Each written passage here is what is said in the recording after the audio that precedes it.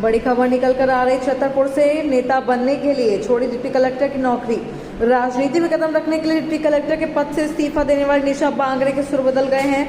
निशा बांगरे अपनी सरकारी नौकरी वापस चाहती है। निशा बांगरे ने जनवरी में ही सामान्य प्रशासन विभाग नौकरी वापस देने के लिए पत्र लिखा था, लेकिन यह आवेदन अभी तक सरकार के पास पेंडिंग है। चुनाव लड़ने के लिए दिया था इस्तीफा। आपको बता दें, निशा बांगरे ने कांग्रेस पार्टी से चुनाव लड़ने के लिए 23 जून 2023 को इस्तीफा दे दिया था।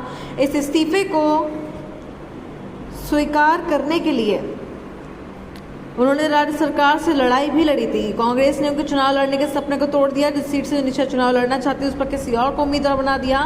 निशा बांगरे ने कहा, कांग्रेस ने मुझे लोकसभा टिकट देने का वादा किया था, लेकिन पार्टी अपने वादे से मुकर गई।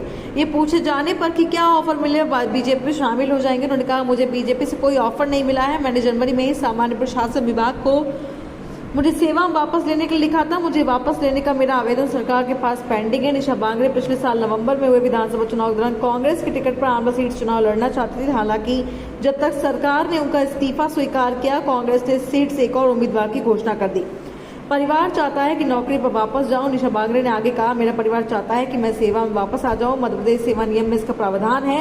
ऐसे भी उदाहरण है जहां सरकारी कर्मचारी ने इस्तीफा दे दिया, चुनाव लड़ा और चुनाव हारने के बाद सेवा में वापस आ गए।